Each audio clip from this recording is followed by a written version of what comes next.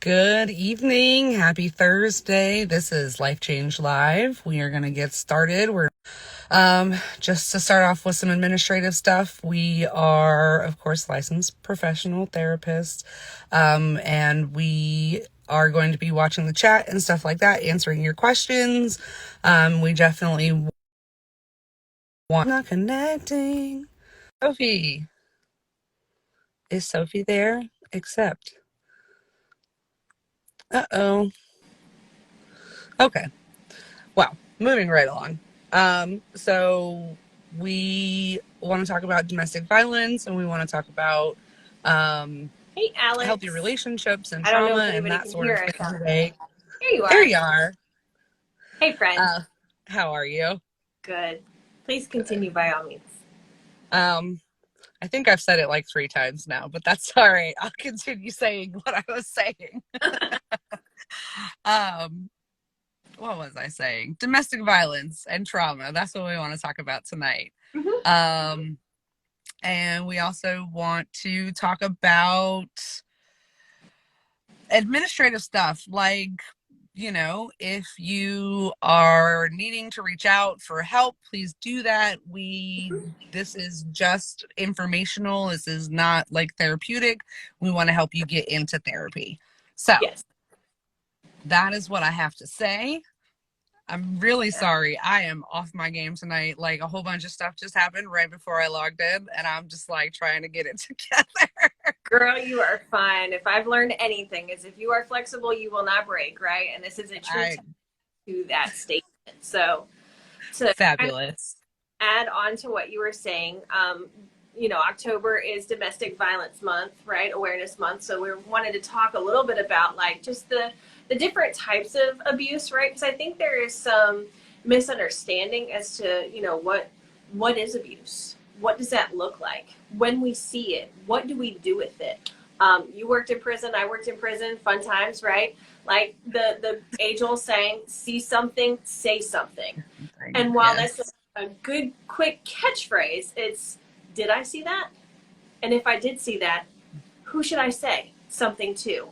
And so I was kind of hoping that maybe tonight we might be able to, just kind of highlight the different types of abuse, and what the outlets are. And so all throughout tonight's episode, I'm just going to be reminding people, to reach out to the national hotline for domestic violence. That number is 1-800-799-7233. You can text that number, you can call that number, and it is nationwide. And so just know that that is a resource for anyone suspecting or dealing with domestic violence and needing a safe support out. So just wanted Say to say the number again. 1-800-799-7233. 7233. I'm putting it in the comments so everybody can have access to it pretty easily. Um, Beautiful. Beautiful. so Yep, that's yeah, a national domestic violence hotline. It's 24 hours a day, 7 days a week. So if you need that support, know that that is a quick support for you wherever you find yourself. yeah, Right. absolutely. I also think it's important, to re-highlight the mental health hotline, right? 988. That's kind of a new Yeah. thing. If you need that, reach out to that too, and I'm absolutely sure that they can connect you to resources and stuff like that. So yeah, definitely.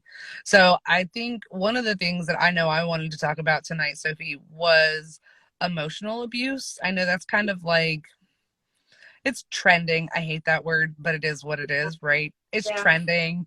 Yeah. A lot of people are talking about it, which I think is great. But I also think sometimes it can be Confusing. misconstrued. Yeah, misconstrued, confusing, all that kind of stuff. But I think it's really important to talk about emotional abuse. And one of the reasons is because, like I said, last time we were talking, I was talking a little bit about what I do, which is trauma therapy, right? And what Yeah. a lot of people don't realize is that your brain and your body respond to emotional and physical trauma in the exact same way. And Mhm. so, even though you're not being physically abused, the emotional trauma is still going to impact you the same way that physical trauma would. Now, you might not have a bruise or a broken bone, but your body and your mind are responding the same way. Yeah. So I think it's important to talk about that aspect as well. Mm-hmm. Yeah. What would you say would be an example of emotional abuse? I think one of the most common ones is gaslighting, again, trending, right? But gaslighting is when an abuser tries to make the victim second guess themselves, tell them that something didn't happen, they didn't say that, right? And kind of that's a big form is gaslighting, like, oh no, I didn't say that, oh no, you're crazy, like that Yeah. kind of thing. Name calling is a huge form of emotional abuse. Yes. um Another one is emotional manipulation, right? And so this is something that's not often talked about, but sometimes within the confines of a relationship, one partner will say, oh, well, if you ever leave me, I'll just kill myself. Well, that's emotional abuse. Yeah. So, um, what are your kind of like highlight ones that you wanted to highlight or talk about? About emotional abuse or just abuse in general. So, Well, um, yes, both. yeah, yeah, all of the above, right? I Yes. See. add on to the emotional abuse or the emotional manipulation with like um, some of the examples that I've seen is just like the status quo. Like I've done this for you. I've done all this work for you. So why can't you do something small for me? All practically guilt tripping the partner into conforming to whatever social construct that they've put together for that person. And again, kind of like suckering the partner into doing whatever they ask them to do. So Yeah. anytime that you feel uncomfortable or you feel as if something is too much or it causes you to stop and think, that is also a huge indicator that you might be in um, a negative situation. Like you could be, your boundaries are being violated. That's what I'm Yeah. trying. My goodness, I didn't have coffee today. I didn't have enough, that's for sure. I needed some more. No, Now it's too late. It's too late. that it is. But I look at boundaries like my first point, right? Whenever someone is like talking to me about like I think I'm in a tricky situation, but I'm not sure. Oftentimes they ask the question, like I think this is what's going on, but how do I really know? Anytime that you feel you are being pushed outside of what you willingly want to do, and they are gaslighting you or emotionally manipulating or saying, if you don't, then I will, right? Right. Or it becomes punitive. Those are big red flags that something is not right within the relationship. If you find Absolutely. that there is, like I also wanted to highlight like the cycle of abuse, right? Because we don't, I think in Yeah. some settings we talk about the cycle of abuse. I don't get to talk about it as often as I would like to, which is another reason Yeah. why like tonight was so important, right? It's a big topic, but you go through this period of like tension and it builds, and then Mhm. there is this triggering event which leads to physical abuse, emotional abuse, sexual abuse, abuse of some kind, right? Yeah. And then there's this re-breaking that happens, and then this quiet period where everything is better and all of the promises are being made that I'm going to change, I'm going to go to therapy, I'm going to do all the things that make me a better person, right? And if you hadn't pushed me to Yeah. that point, then I wouldn't have hurt you, right? Right. Still placing blame on the other party, right? Those are Yeah. all components to the cycle of abuse, Yeah. right? I think it is important. I'm sorry. No, go ahead. I was just going to say, I think it is important to talk about the cycle of abuse because I know, like, as clinicians, I will say I don't talk about the cycle of abuse a lot in my therapy settings, but I know that a lot of like academic settings talk about it, and I do think it's important to talk about it because it helps to recognize that pattern, right? And Yeah. kind of what you were saying, like the tension building, the explosion, then there's the honeymoon period, which comes back right around to the tension building, and it's just a big cycle and it's a pattern. Um, Mhm. and I think that a lot of times people who are in, volatile relationships, they think that it's normal. right? Like Mhm. they've either only experienced that kind of relationship, or right, they've been in this relationship for so long that they're like, well, this is just my life now. And it doesn't have to be. Like there's healthier versions out there, right? So, Yeah. It's just gathering those resources and finding the strength to make those necessary changes. And it doesn't happen all at once, like you said, right? Like most of the time, our other halves, if you will, are really good. They're very talented at manipulating their victims, right? Grooming them, mm-hmm. if you will, into these settings. Yeah. They're really nice in the beginning. They're doing everything just to kind of lure that person in, and then slowly over time chipping away at their freedoms, maybe isolating them from friends. Oh, I don't want you to talk to her. She's too controlling. She changes you, right? Yep. That they will, just keeping you isolated at home. Oh, well, you can't work. You can stay home with the kids because we can't afford childcare. And so, then you lose another social freedom, right? So not only am I losing my friends, but I'm also losing my ability to work, right? And I'm stuck with inside the confines of the home. And then maybe you Right. might lose another freedom, right?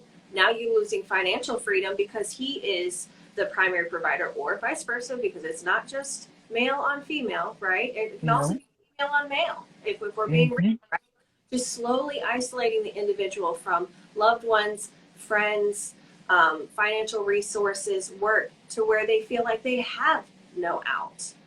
Um, the question that Yeah. I'm here is, can you touch on female to male violence? I see it present in a lot of different ways. Mm-hmm. Mainly, I see it in emotional abuse and emotional manipulation. Um, I see a lot of gaslighting done more so from female to male violence. Mm-hmm. And then there is also the physical aspect of things. What have you seen? Well, I was just gonna say, I have seen, female to male violence. A lot of times, what I have seen is when there is female to male violence, it is, I don't like this word, but I'm going to use it anyways. It's reciprocal, right? So it's both of them, both partners being violent towards each other instead of just, one, right? And I think that's another thing that is kind of skipped over in a lot of our literature, is they don't talk about the reciprocal domestic violence, right? And I have a client who has talked about it, and she was like, well, I thought it was fine because I was beating right back on him. Mm-hmm. Well, yes, maybe that was fine for you, but it's not healthy, right? And it's really not fine, right? In a healthy relationship, there's no physical violence. So I think that that's a big thing. Like the reciprocal violence is missed in a lot of academic circles. I think it's also missed by a lot of therapists. Mm-hmm. Um, and there's also, the stigma for female to male, physical violence, right? Because, oh, you're a man, toughen up, don't be such a baby, or she's so little, how could she possibly hurt you? Those kinds of things. Right. And so oftentimes females tend to become the abuser more so than the abused. Interesting. Mm-hmm. Yeah. Please feel free, if you're watching online and you have a question, to type it into the chat. Tonight we're highlighting domestic violence and awareness. So if you've got questions or you want more insight on what different types of abuse could look like, I would just encourage you to type that into the chat. As we'd love to hear from you too, to be a part of the discussion, for sure. Absolutely, yeah. So the other thing I wanted to talk about, Sophie, I know you and I had kind of chatted a little bit earlier this week about getting ready for this, like, for this live, and kind of having some of the stats to back it up. And like, you sent me a couple of links, and one of the links I clicked on had some statistics, and I know the statistics, right? I'm in the field, right? But not a lot of people know the statistics. But even knowing the statistics and then rereading them, I am absolutely flabbergasted. They are horrendous. Mhm. Do you have those? Like, I can't pull them up. I can pull them up. Yes, I'm just going to come right off camera. I was trying to do that a second ago, which is why I came in real close, but I was like, it's not today. But yeah, I can pull those up really quick. Yeah. All right, hold on.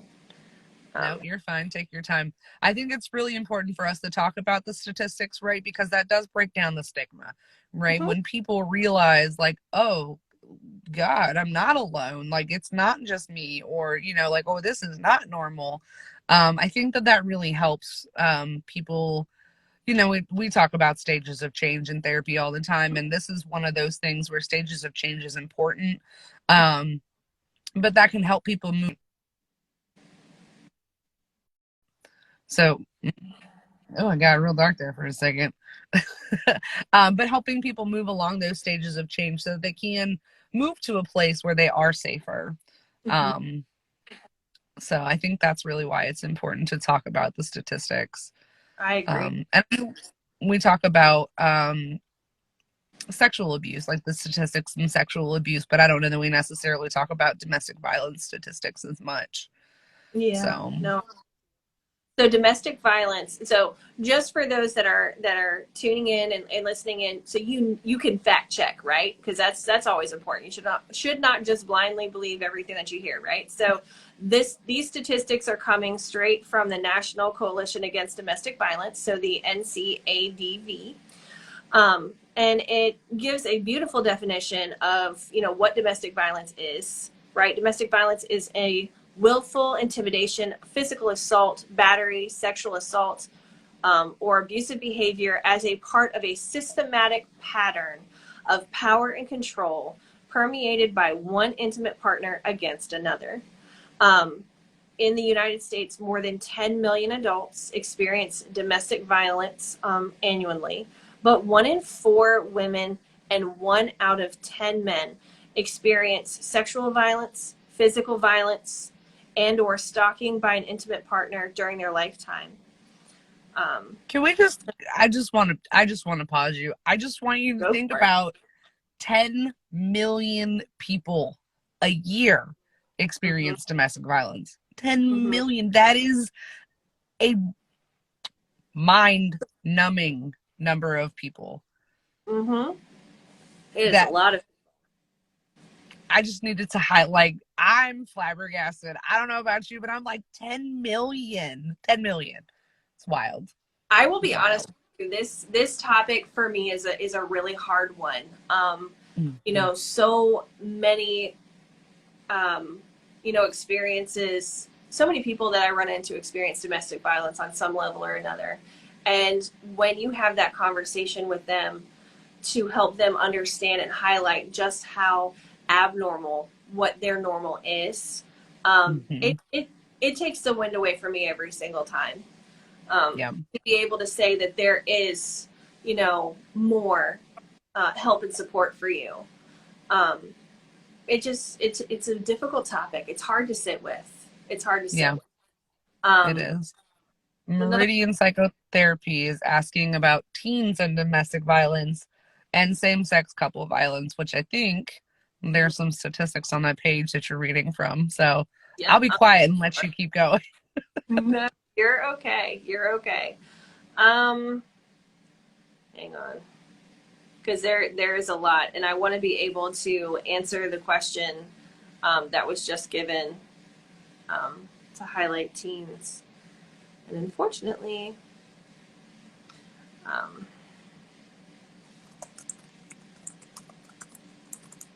I think the unfortunate reality is that teens also experience domestic violence, right? Like mhm, both in interpersonal relationships, right? mhm, Specifically, like with significant others or romantic partners, right? But also, I think a lot of teens experience domestic violence as a part of their household, mhm. which unfortunately does increase their risk of engaging in that kind of behavior or that kind of relationship when they're older, right? Yes. Yes. So So, the statistic that I have here that just sharing it's 1 in 12 wow. experience physical dating violence, right? And about 1 in 12 experience sexual violence, right? So some teens are at greater risk than others. So female students experience a higher rate of physical and sexual violence than male students. And then students who have identified as lesbian, gay, bisexual, transgender, queer, or anyone from the LGBTQ family are those who, what does it say here, are higher rates of physical and sexual violence than students who identify as heterosexual. So they don't give a Yeah. specific stat for those from the LGBTQ community, but they do say that they're at a higher rate. Yeah. And those statistics were, in 2019. So I can only imagine, how those numbers have changed since we went through COVID alone, right? We were Yeah. even more isolated then, and the resources were more closed off then. So I can only imagine Yeah. that it's higher. So 1 in 12 high school Yeah. students experience domestic violence, whether it be physical or sexual abuse. 1 in 12, Or emotional. Yeah. or That's, yeah, I mean, if you that think about the average class size, you're looking at least one kid per class, if not at more. if not more. Yeah, at more. I think the average class size here in the Virginia Beach area, and anybody could chime in and say, one way or the other, right? Yeah. Is sitting somewhere, between 15 to 20 students, depending on the class size, Right. right? So that's at least 1 or 2 students per class. At least, That is and then astounding. it is. It is. It really is. I think it's also important, right, to talk to your kids, like if you have kids or if you're working with kids, whatever Right. your kids means to you, right? But talk to your kids about what healthy dating looks like. Like, what does it look like to be in a healthy relationship? What does communication look like? Mhm. What does it look like to argue, right? Because a lot of times when teens are consuming media, like the media is not portraying healthy relationships. Like even in like the rom-coms, like I don't remember what the last rom-com I watched was, but I was watching and I was like, this is not a healthy relationship. Somebody come get these people. So it's not Yes. funny. But it's the reality, right? And so we consume these things, and a lot of times we don't consume these things with the knowledge that I necessarily have, right? And so especially as a teen, you're consuming these romantic comedies and it's like this is what they're expecting, but it's Yeah. already setting them up for an unhealthy relationship. Not necessarily domestic violence, but a lot of what I've seen on TV and in movies is emotional manipulation. Mm-hmm. Yep. No, So you're I think it's important to talk to your kids about that. Like even if it is just watching a TV show and you're like, that's not a healthy relationship, right? And that opens up the conversation to be had. mhm. Yeah, So, absolutely. And then also too, like some places that you can go to get that information, you can always type in therapistaid.com, right? It's a yep. free resource. It's user friendly. If you want to type in like what are healthy relationships, it has a whole tab on the left hand side about relationships. Click on Hmm. it, learn more, get yourself immersed in the information. You can't go wrong there. But as Hmm. parents, we should be having conversations with our children, right? We should be highlighting the healthy components to a relationship. And then we should also be talking about if you find yourself in this situation, right? No What do you means do, no. right? Yeah. Who do you call? What do you do? Mhm. How do you remove yourself from a situation? Because a lot of the times we forget our own power in those situations, Mhm. right? Yeah. It's a shock to the system. And when our system is shocked like that, our decision making is decreased exponentially, right? Oh yeah, So absolutely. anytime that you can, ground yourself out to be like, no, this is not okay. I don't like this. The minute that the thought crosses your mind, I don't like this, it's time to move. Time to Right. move. Get yourself out, phone a friend. Um, you know, A I trusted adult. trusted an adult, absolutely. And then I'm a big fan of like our self defense classes that are in the area. There's a lot of self defense classes for teens and adults that you can go just to so you don't feel trapped by a situation and you can recognize the signs of abuse a little sooner than what you would have before on any other given day, right? So we want to create protective environments.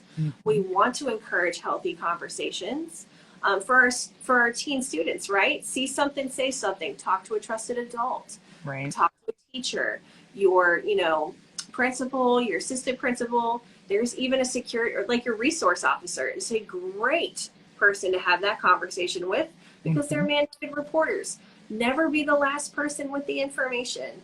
pass it off to a trusted adult, right? The other person they can turn to is the guidance counselor, right? Mm-hmm. Yes, Guidance often counselor at always. school. You're Mm-hmm. surrounded by adults. Find one that you trust. Just one, that's all you need.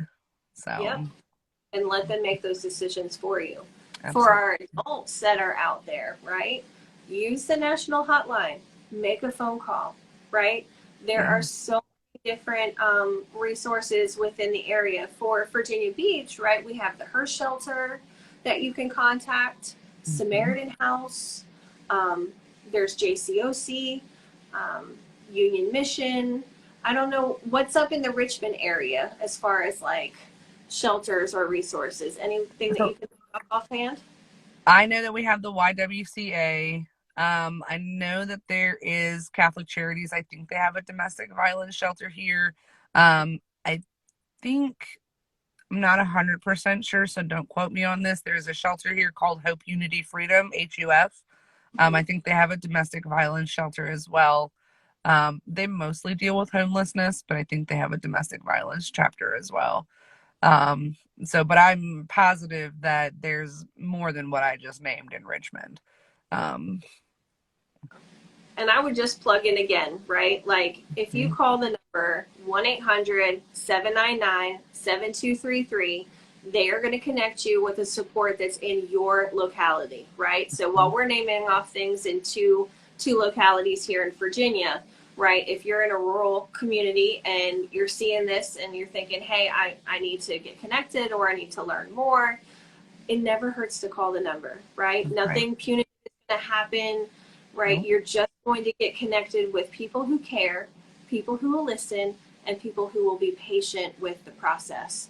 Yep. Um, about one, it takes roughly about 7 times of a person leaving before they successfully fully leave Yep. um, a domestic violence living situation, right? So Yep. these things are not simple changes, but with the proper support, you can make those healthy choices for you and your family, right? There are resources. And I really think that's the biggest thing, right? Is having that healthy support and having those resources, right? That's what's going to empower you to be able to make the choices that you need to make to keep you and your own safe, right? Because that's really what's important is keeping you safe, right? Whether you have kids or not. And I know with kids and dogs and all that stuff, it's really hard, but it's Yeah. really important to make sure you are safe in your home. That's really the bottom line. And So, then once you're in that safe environment, right? It's in due time. It's getting connected with a therapist, yeah, with a support group, so that you can work through what you lived through to strengthen yourself, to help you get reconnected to the individual that you are, and to put your life back together, right? To get your power back, essentially. beautifully said, Sophie. Beautifully said. I couldn't have said it better. We got 1 minute left. I don't want to say nothing else. Just end on that note because that was so beautiful. On this note, if you have any questions about any type of abuse, whether it be sexual, physical, emotional, mental, we hardly scratch the surface of the types of abuse that one can endure. If you've got a question, please feel free to DM us on Life Change Institute on our Instagram. We're on Facebook. We're on um, TikTok. Anywhere that you can type in the name, you can pretty much find us. We're on all social media platforms, right? You can Yep. also email us, lifechangeinstitute at gmail.com, and we will answer those questions and get back to you. We won't leave you without a resource. So please reach out, see something, say something. We'll get you Absolutely. connected. And if you have a question, again, email us or call us, or you can call 1-800-799-7233. Be safe and have a great night. Take care of yourselves. Bye, y'all. Thanks Bye. for